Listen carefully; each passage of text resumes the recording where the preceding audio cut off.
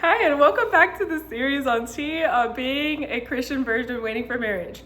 Right before I recorded this, I had a cup of coffee, a whole cup that I hadn't drank yet. It was almost, if not completely full. And right before I started recording this video, I spilled it. Just the whole thing went flying out of my hand, and I have a towel down here. I don't know if you can see part of it from there. Yeah, I think some of it is visible from here.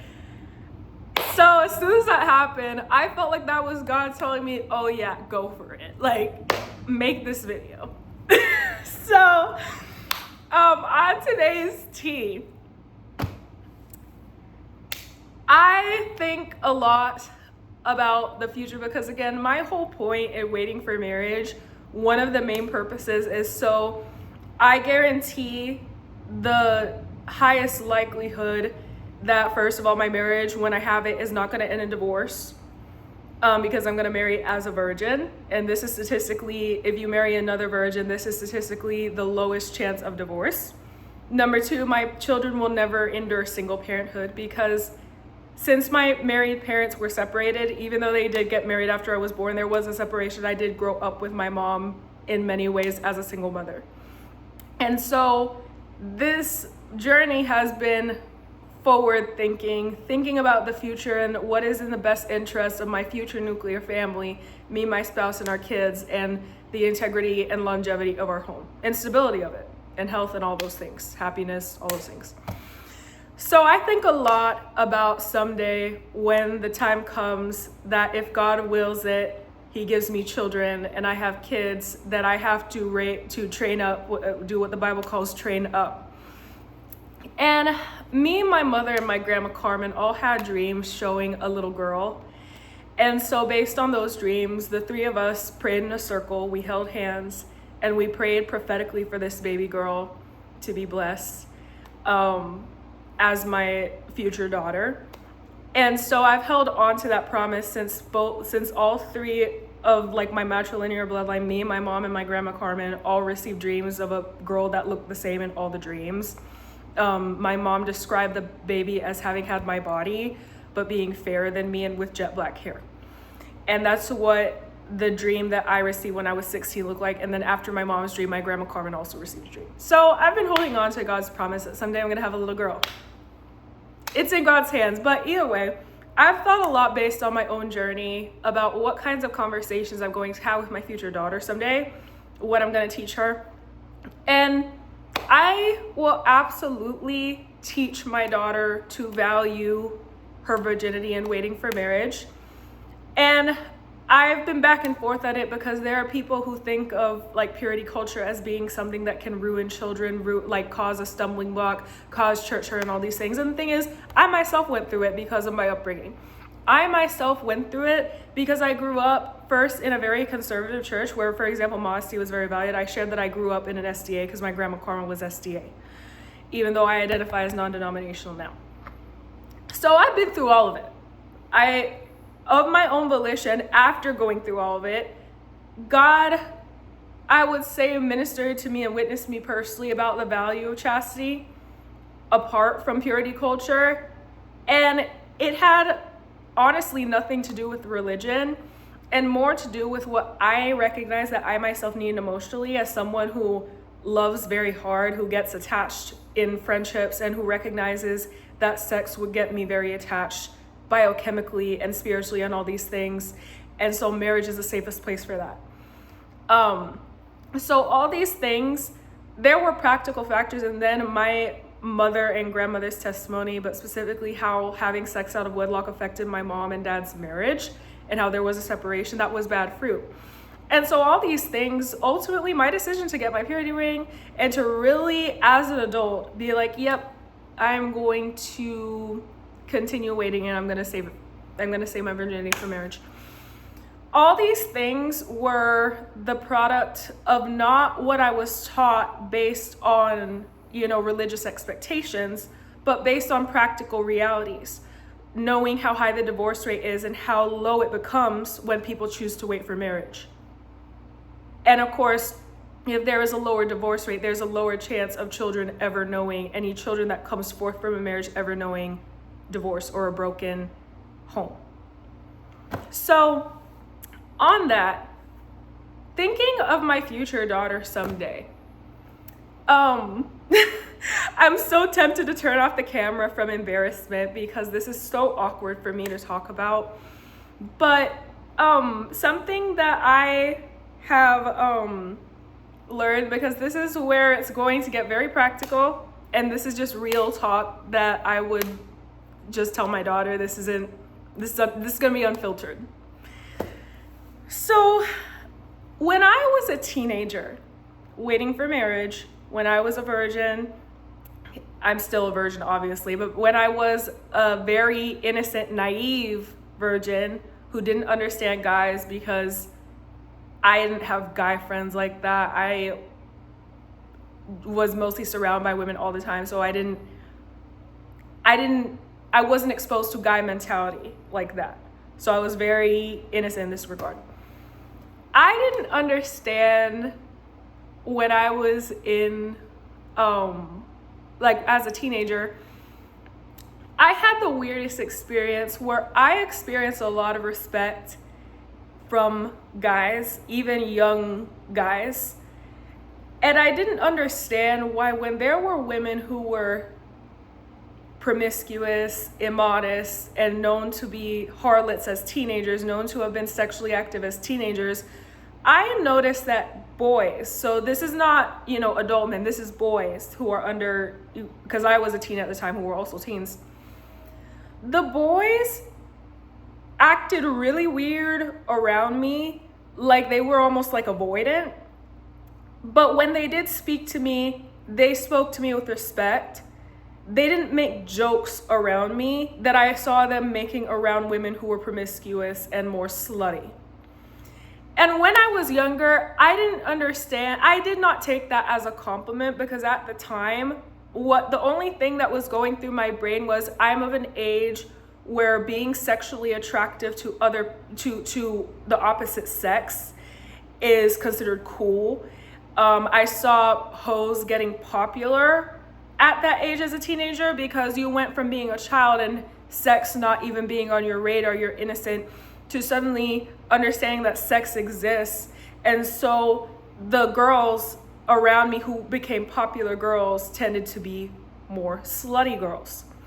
And so for me, when I was a young teenage adolescent virgin, specifically between the ages of, I would say 13 to all the way until maybe 16 or 17, I was obsessive over the fact that guys didn't talk to me like that.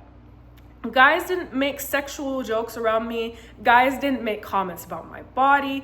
Guys didn't do that. But when they did talk to me, they tended to be very gentle. They called me sweet. They would engage in behaviors that, in retrospect, when I actually look back, could almost be considered chivalrous.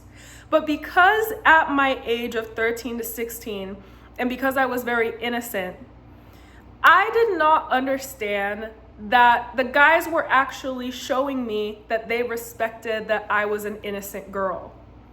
They actually, Freya. They respected that I wasn't a young lady for the streets, but that I was indeed a lady. I did not understand this was a compliment until I started getting bullied by hoes. I started getting bullied by catty females who were very promiscuous from a young age, who became sexually active young, who used their bodies to draw sexual attention from guys, and who were used to being surrounded by guys who made sexual comments about them. These girls were used to getting their egos stroked through sexual attention they were getting from guys. But the women hated me because even at their young age, they understood that the sexual attention they were getting from these guys was not true respect. My mother kept trying to hammer it into my head. She kept trying to tell me, but I didn't understand it because my own teen hormones were raging and my brain wasn't thinking about, oh, I want a guy to respect me. My brain honestly was just like, hey, I'm at an age where, I'm fertile now because I went through puberty. And my brain was like, I want to have sex. Like, I want to be able to have a sex life and be sexually active like these other teenagers. But I wasn't able to do that. Partly because of my strict upbringing, but partly because even when I was interested in a guy or thought a guy was a candidate, I was too disgusted by not feeling respected enough because I was trained up to wait for marriage by my mother and her parents especially, that ultimately, no matter what, if a guy showed even a hint of disrespect or even a hint of like he wasn't all in, it just turned me off instantly. Because I'm like, if you don't see me as wife material, then that's not even going to enter into my brain as a possibility. But even so, even though I knew that what I was doing was respecting myself, I was still butthurt as a young girl. As a girl between the ages of 13 to 16, I was butthurt because I still wanted the sexual attention. I wanted to feel like I was sexy. I wanted to be told, I wanted to know that I was attractive and that guys saw me as attractive, and I wanted verbal words of affirmation of this. And I didn't get that.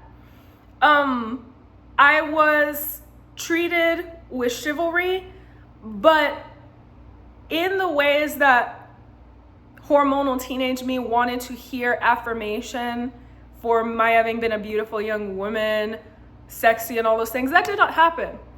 But the older I got, the more my mother began getting angry with me, because she was like, you don't understand that these men are trying to tell you that they respect you too much to minimize you to just your beauty and body. They're trying to tell you that they understand that you're a woman worthy of respect, and they're not interested in sexualizing you because of that. They understand that would be inappropriate because you're not that kind of woman. You're not that kind of girl. But still, I still didn't get it. I still would like rage at my mom. I would still be like, I feel so like weird. I don't know what's going on with me. Like I feel really like, I don't feel normal because all these teen girls around me, around my age, I see them dressing super modestly and having all the guys like in their DMs and their comments, making all these types of sexual comments, and I'm not experiencing that.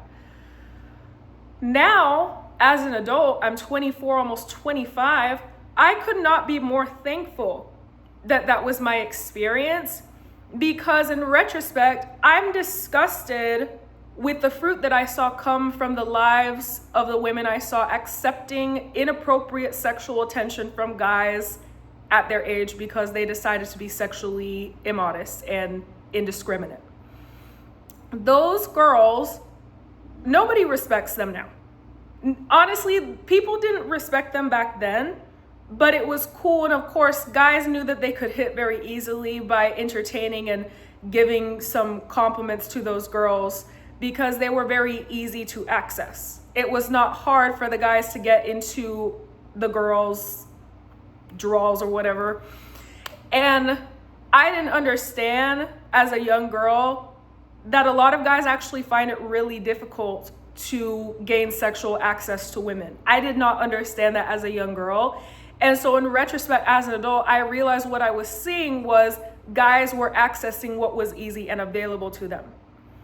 As an adult now, I understand that the most intelligent thing I could have done was remain modest. And honestly, in retrospect, I used to wear stuff like bikinis. Even though my mother, she forbade me from ever having worn a thong. I never in my life wore a thong. And I have nobody to credit but my mom for that. Because, that was trending. My mom was like, you are never going to wear a thong. I never did and I never will. But in retrospect, I wish I had been more modest. I actually wish that the extent to which I did, it was more in my older teen years, started dressing more modestly. I started wearing like crop tops and stuff. I wish I hadn't even gone that far in terms of a modesty. I wish that I had not started dressing that way, because even though I was still a virgin, I wasn't sexually active in any way. The way I was dressing was at the time designed to attract more attention from guys. At the time, I was more fit. I was getting more into shape. I was more physically active in terms of exercise. And because I was feeling more confident in my body, I wanted to wear things that drew more attention to my body. But in retrospect, I honestly wish I had been wiser and not even worn the crop tops and bikinis and stuff and worn things just because I wanted attention. Because the only reason I was doing it wasn't because really I felt good wearing those things. It was because I felt insecure about myself and I wanted that external validation of guys, you know, a guy checking me out and liking what he saw to give me an ego boost to make me feel good about my body. And that's what these 304s would turn into, becoming sexually active and dishonoring God with their bodies in, you know, in terms of sexual intimacy and stuff like that. But again, I'm just thankful because, again, my upbringing had a huge part to do with why I'm still waiting for marriage to this day. Again, I cannot give enough credit and thanksgiving to my parents and maternal grandparents for that, because they value that. They valued it so much, especially because of the impact that it had on my own home and upbringing and the difference it could have made had my parents waited for marriage. So, God, especially when I started this channel as a ministry channel, really convicted me about modesty, because I started receiving messages and comments from guys who were brothers, and they were telling me, listen, I love your content, but the way you're dressing really needs to change. And it wasn't even clicking in my brain, because in my mind, that had been so normalized when I was a teen for women to be hoes, to be sluts, to be immodest, and to draw attention with their bodies, that there were things that I was letting slide in terms of how I dressed, that in retrospect, it was just like, I just wish I had been wiser. It's not to judge younger me, it's just I wish I had been wiser. And in terms of holding myself to a standard to where I feel comfortable in my own skin, and I know that I'm living a life that reflects how I actually feel about myself and a life that reflects self-respect, I do wish that I had covered myself up more from a younger age and more consistently. My mother dressed me very modestly from a young age, but once I got into my later teen years, I started becoming obsessed with my body and looking a certain way. But God definitely convicted me on my modesty journey. I stopped wearing bikinis and stuff like that. And so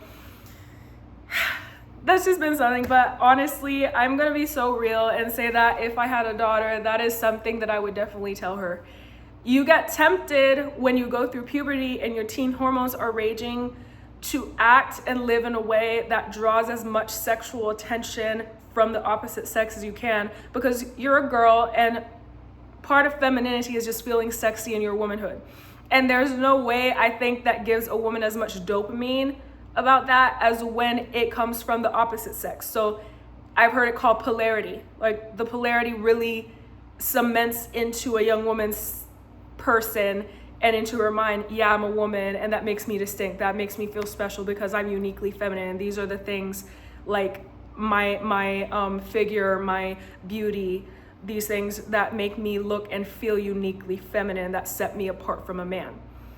The problem is, and again, I'm just thankful to my mom and grandma and my parents and maternal grandparents, because they helped me understand that that's not the source. That's not the source of feeling good about yourself. That's not the source of confidence. True confidence begins when you develop a strong sense of, I'm looking for the words. I want to say standards, but it's like,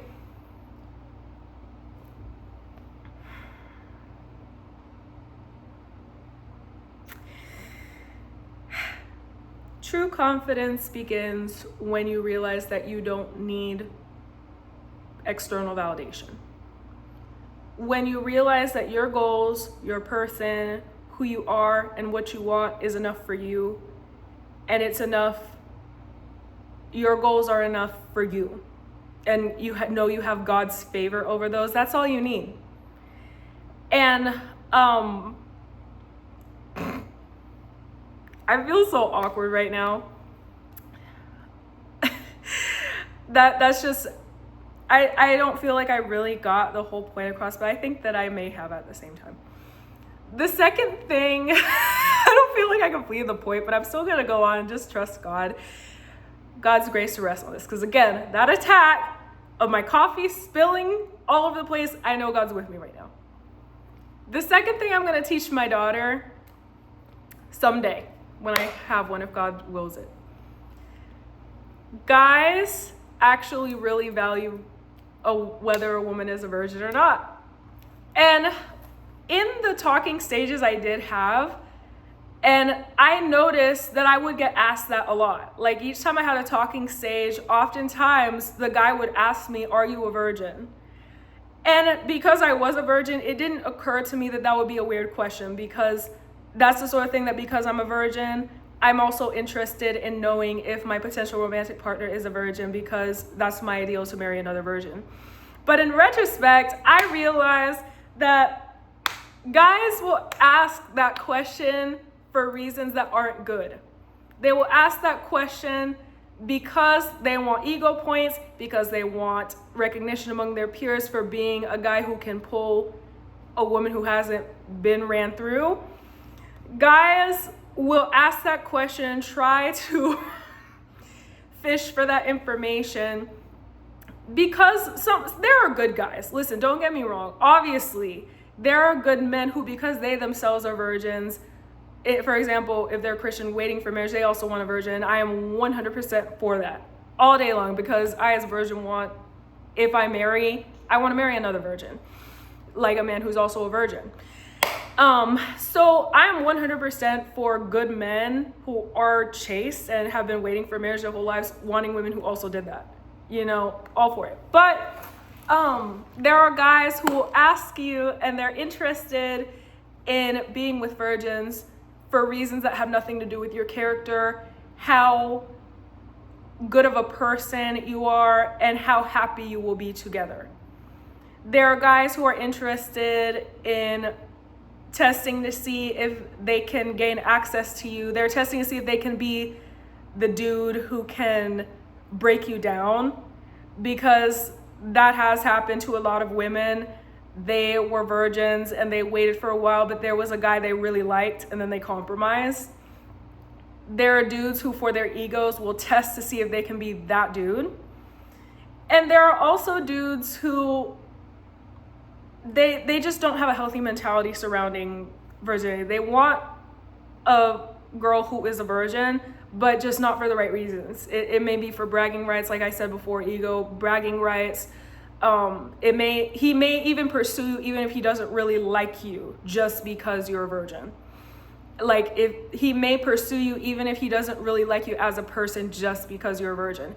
And these are different red flags that I would counsel my daughter someday to look out for. It is 100% worth being a virgin waiting for marriage. Even now that I'm still waiting for marriage and I'm still a virgin waiting for marriage, I 100% say this is the best decision I've ever made in my life.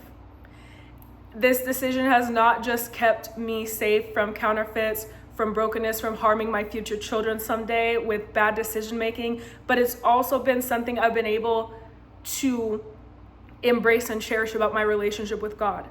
Because God does value our sexual purity. God does value freedom from the fruit of the flesh called sexual immorality. And my walk with God, and having been able to enjoy that intimacy and fellowship with God, and knowing that's never been broken by fornication or sexual immorality of any kind, like becoming physically intimate with another person in a way that's suitable for the covenant of wedlock, there is nothing that can ever replace that for me. That's just top tier. And so 100%, even right now that I'm still in the waiting phase and I'm still a virgin, 100% believe this is the best decision I've ever made in every way possible. But as for my daughter, these are just practical things, because you do have to recognize that as a young girl, a lot of the girls who became very promiscuous, who got pumped and dumped, used and abused, all these things, they ended up there and they ended up very bitter and not the best caliber of women, because they were once innocent virgins and they got seduced by a guy who had bad intentions. So this is what I would counsel my future daughter about if she chooses to be a virgin who waits for marriage. That's what I would warn her. There are a lot of predatory guys who will pursue you even if they don't personally like or respect you, just because they want a virgin for carnal reasons that aren't led by the Holy Spirit. So those are the two things that I would share with my daughter right off the bat those lessons about modesty. Well, is it two things? Definitely about modesty, about 3 things. Sexual attention not being respect. Sexual attention not being equivalent with respect. Just because a guy finds you sexually attractive and can recognize you're a sexually attractive, beautiful woman does not in any capacity mean he respects you. That is not how men are wired in any way. So do not take lust as a compliment, because that's not it. That's not it. And then the last one, what I just said, and I already forgot it. What I just said, what was it? I completely forgot what I just, let me stop talking. I'm so nervous. That's why.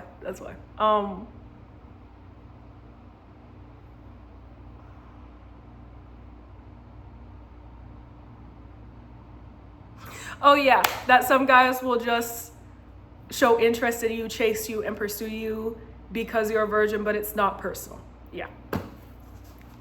Anyway, this video I think is longer than usual, but I'm telling you, I'm standing on the fact that I got attacked before recording it, trusting God's grace to rest on it, and that it will only bring glory to God in every way possible.